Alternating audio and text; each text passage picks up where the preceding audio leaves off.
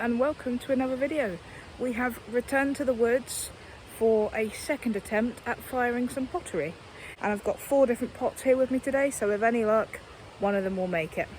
These are the pots that I have with me today.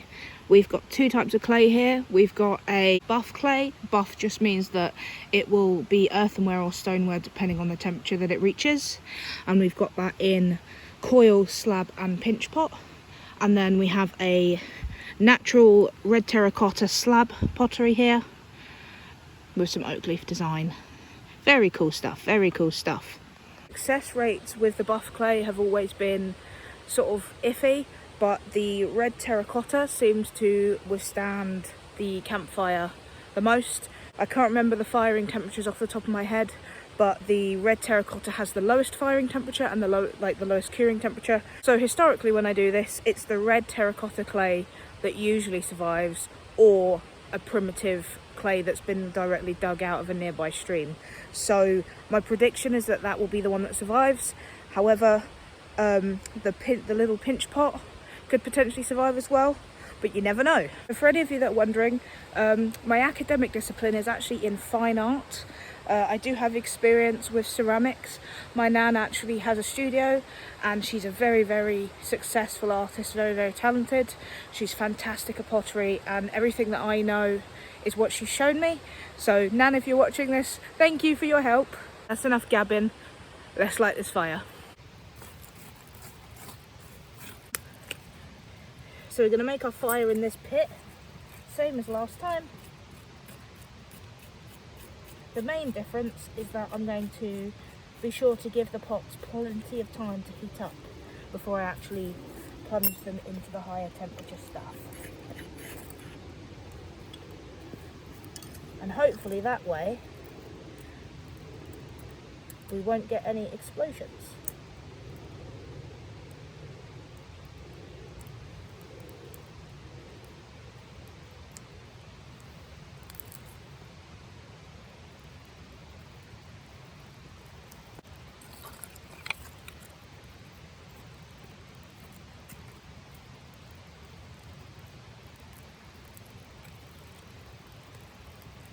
Also using kiln dried hardwood logs for this process so that I can get the absolute maximum heat output.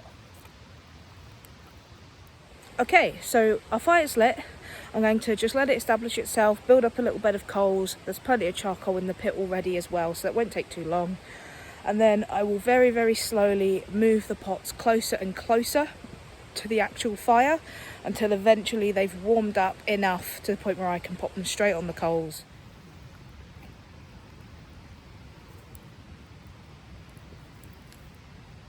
Right, we've just had our first casualty. Second one's gone, so we've lost 2 out of the 4. I'm going to rearrange this fire a little bit, and I'm going to rearrange the pots just before they get too hot to touch.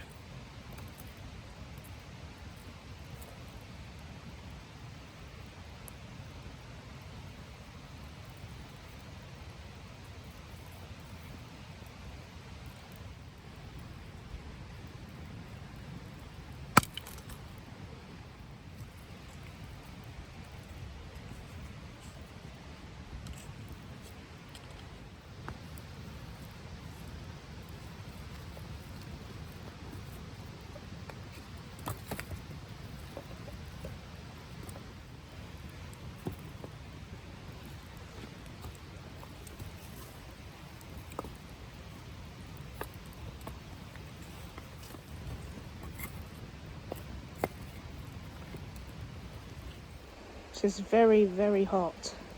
I haven't heard any more pops or bangs or explosions, so we're looking good. From my experience doing things like this, there tends to be 3 reasons why your pottery will actually explode. The first one is if you've accidentally got air trapped in it while you were making it, because obviously when air heats up it expands and it just forms a crack, or in a worst case scenario it explodes. The second reason is if your pots get too hot too quickly, or if they get unevenly hot. So for example, the pots that were sort of hanging over the edge, the fire started to lick the edge of the pots, and obviously was heating one side quicker than the other. So the thermal shock, like the thermal elasticity of the clay, is such that one side begins to shrink but the other side doesn't.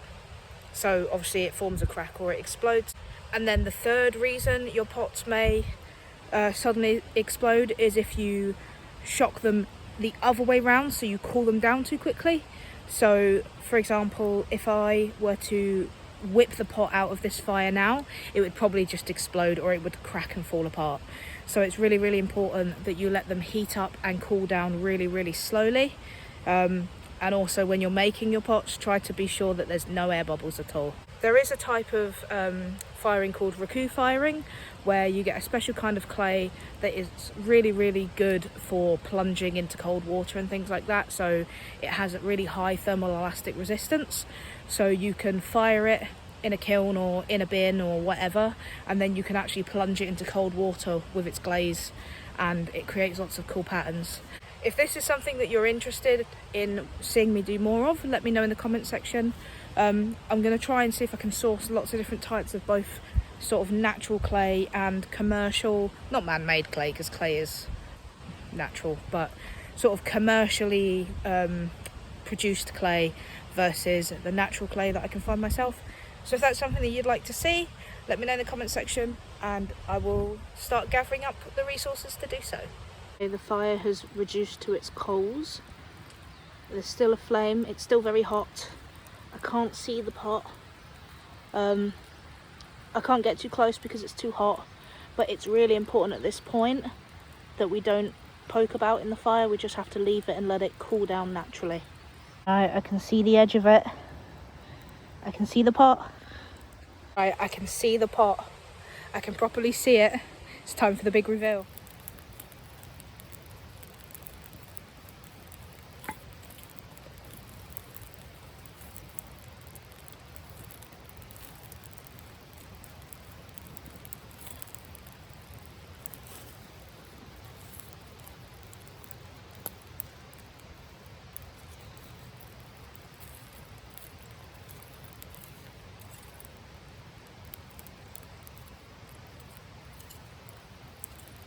Right, it's in one piece still.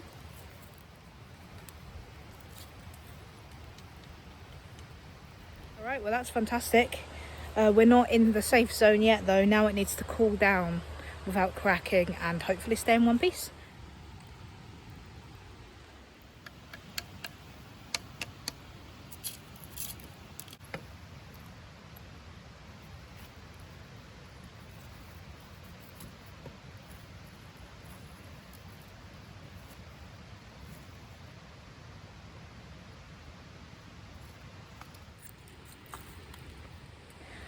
I've just taken it out the fire, but it is actually still too hot to touch. So just got to wait for it to cool down a little bit more and then we can handle it. I shouldn't have picked it up. Oh, actually a little bit too hot for me to be touching it.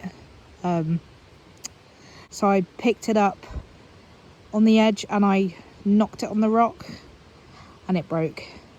Well, that is a huge shame. I had high hopes for that, because it survived the entire firing process, and then I picked it up and I broke it. But that's just how things are. It just means we'll have to try again. If you like what you see and would like to see more videos from me, then be sure to like, subscribe and leave a comment letting me know what kind of videos you'd like to see. If you'd like to see me do some more pottery, then let me know. But that's all we got time for. So thanks for watching and I'll see you in the woods.